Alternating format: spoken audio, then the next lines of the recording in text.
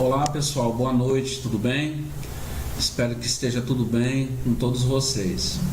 Eu me chamo Eliezer, eu moro aqui em Fortaleza, sou ex-testemunha de Jeová, conforme o vídeo que eu fiz ontem, né, contando um pouco da minha história, e falei também como foi a minha vivência durante quase 27 anos como testemunha de Jeová.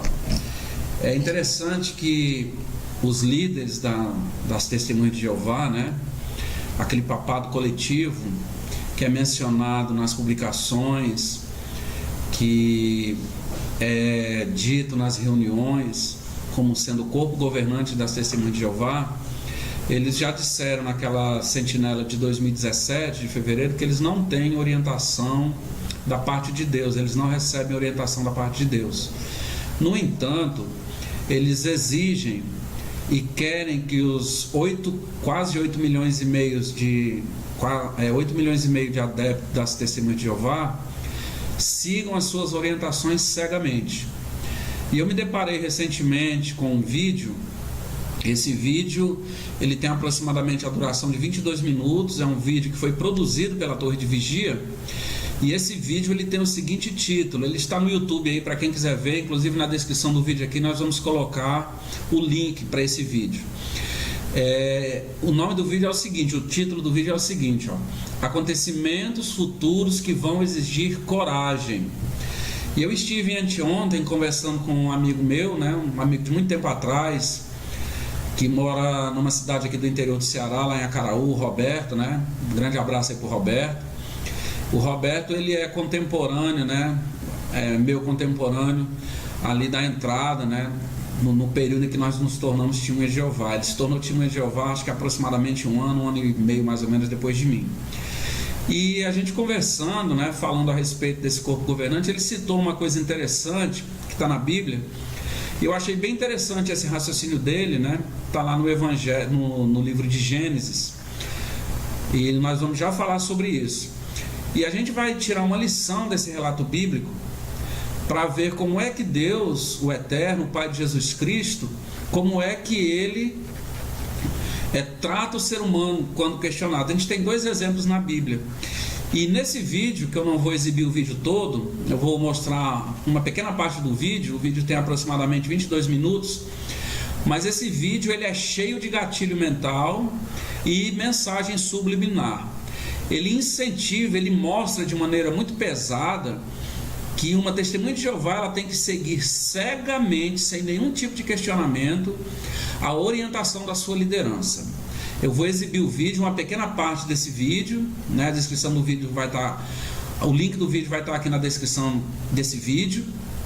E depois nós vamos comentar e fazer a leitura de dois relatos bíblicos e vamos ver como é que o próprio Deus, o Todo-Poderoso, né, ele lidou com o ser humano em duas ocasiões quando foi questionado. Tá bom, gente? Assista o vídeo.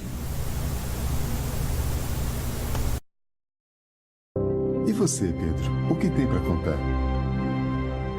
Bom, lembram quando nós anunciamos que uma parte dos publicadores iria para a Congregação Norte e outra para a Sul? Alguns tiveram um pouco de dificuldade em aceitar a mudança.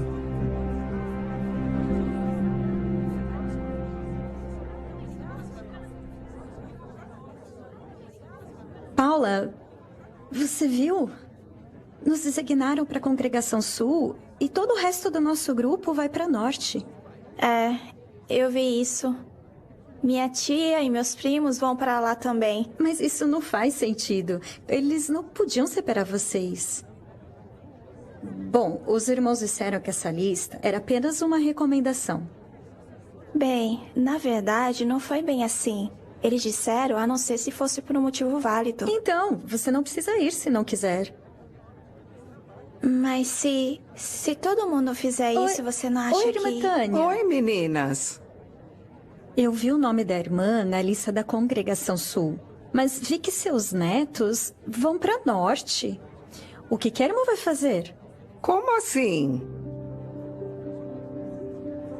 Bem, a irmã vai para Norte ou vai ficar na Sul? Minha querida, você não disse que meu nome estava na lista da Congregação Sul? Disse, mas... Então, é para essa congregação que eu vou. Mas a irmã não acha que teria mais sentido ficar na mesma congregação que sua família? Se tem mais sentido? Bem, essa já é outra história. Os anciãos já decidiram. E eles pediram nosso apoio, a menos que tenhamos fortes motivos para não fazer isso. E hoje, eu não tenho nenhum. Então, para mim, é simples. Eu não sei tudo que está envolvido, mas eu vou apoiar os anciãos. Ah, chegou minha carona. E meninas, espero ver vocês duas lá na Sul. Pedro, tem um minuto? Eu acho que essa situação ilustra bem um modo de mostrarmos coragem hoje. Podemos fazer isso por seguir as instruções dos irmãos na liderança. Bom, pessoal, então conforme deu para notar, né, nessa parte aí do vídeo, eu mostrei só um pedaço do vídeo. Veja que a liderança das Testemunhas de Jeová, elas mostram, né, ensinam aos membros das Testemunhas de Jeová que o que vem de lá de cima, da liderança, deve ser obedecido sem nenhum tipo de questionamento. Deu para perceber isso no vídeo, quer dizer, é a submissão total, né? Sem nenhum direito de se questionar, de se argumentar, porque na visão deles, quando se faz isso, a pessoa é rebelde.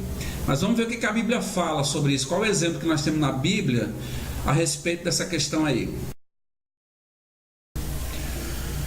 Olha, pessoal, então conforme dá para perceber aí nessa tela, esse relato aí é aquele relato de Abraão, né, conversando com Jeová, com Deus, né, na ocasião em que os anjos de Jeová se dirigiram a Sodoma e Gomorra, e Abraão então ficou indagando de Deus, de Jeová, se o justo seria eliminado junto com os iníquos. Aí nós vemos aí, isso é Gênesis capítulo 18, vamos ler do versículo 23 em diante, conforme mostra aí a tela. Diz assim, ó, a partir do versículo 23, Abraão aproximou-se então e disse: eliminarás realmente os justos junto com os maus? Suponhamos que haja 50 homens justos na cidade, isso lá em Sodoma. Nesse caso, eliminarás a eles e não perdoarás o lugar por causa dos 50 justos que há nele?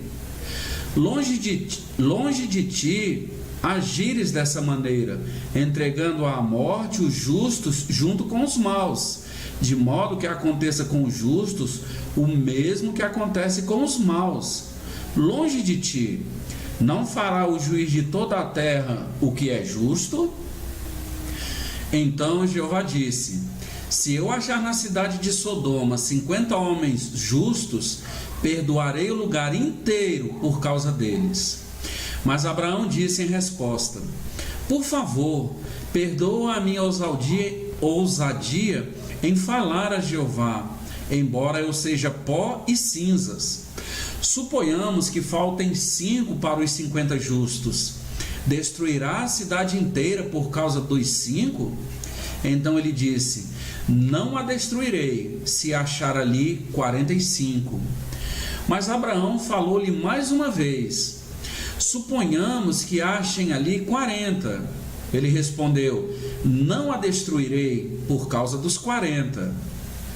Mas Abraão continuou: Jeová, por favor, não se acenda a tua ira, mas deixe-me continuar falando. Suponhamos que se achem ali apenas 30. Ele respondeu: não a destruirei se achar ali 30. Mas Abraão continuou: por favor, perdoa a minha ousadia em falar a Jeová. Suponhamos que se achem ali apenas 20. Ele respondeu: não a destruirei por causa dos 20. Por fim, Abraão disse: Jeová, por favor, não se acenda a tua ira, mas deixe-me falar só mais uma vez. Suponhamos que se achem ali apenas 10. Ele respondeu: não a destruirei por causa dos 10. Quando acabou de falar com Abraão, Jeová seguiu o caminho e Abraão voltou para o seu lugar. Então, pessoal, veja que de acordo com esse relato, né, Abraão ele chega a negociar com Deus.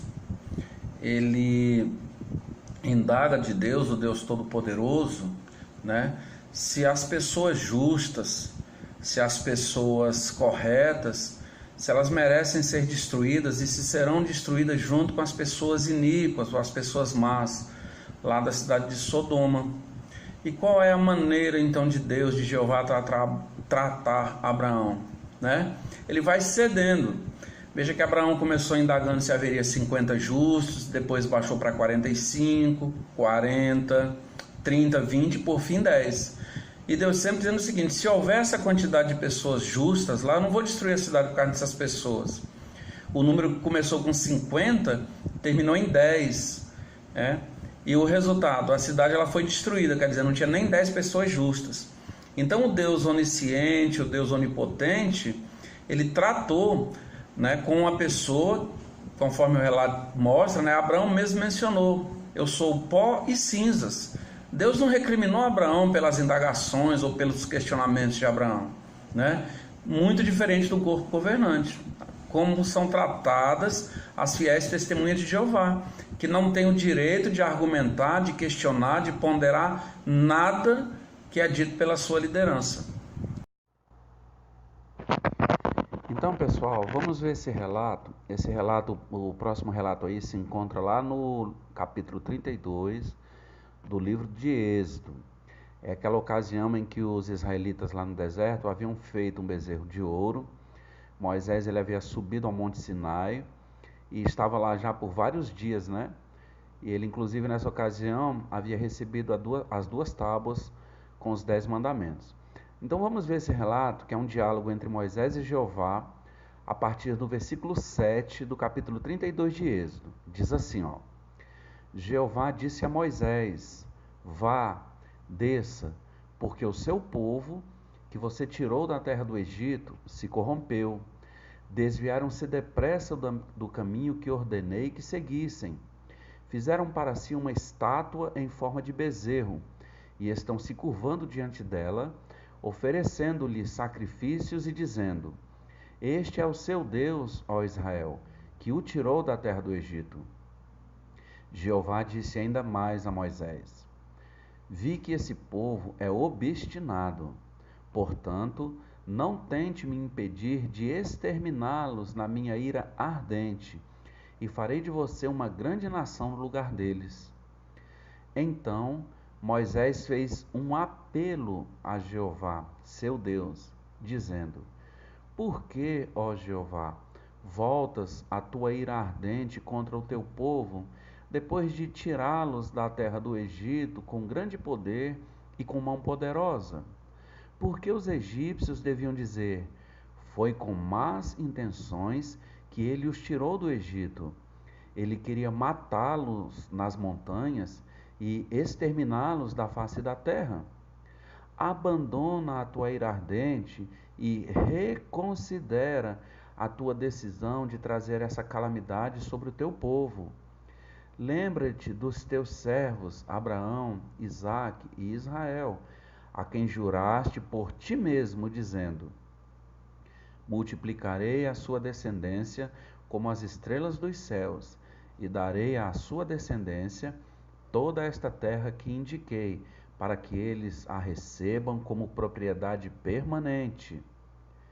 Diante disso, olha o que aconteceu: Jeová reconsiderou a calamidade que disse que traria sobre o seu povo. Então, pessoal, conforme a gente pode ver nesse segundo relato, né, no relato de Êxodo, o versículo a partir do 7, né, do capítulo 32, nós vemos que o povo de Israel ele havia se voltado para a idolatria, né? Não fazia muito tempo que eles tinham saído do Egito. E Jeová então se irou com aquele povo, né? Jeová Deus se aborreceu por causa da atitude daquele povo.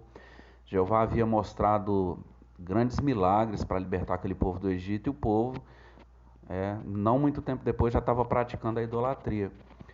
E veja que Jeová disse que iria exterminar aquele povo e a descendência, ela passaria a ser então de Moisés, não é isso?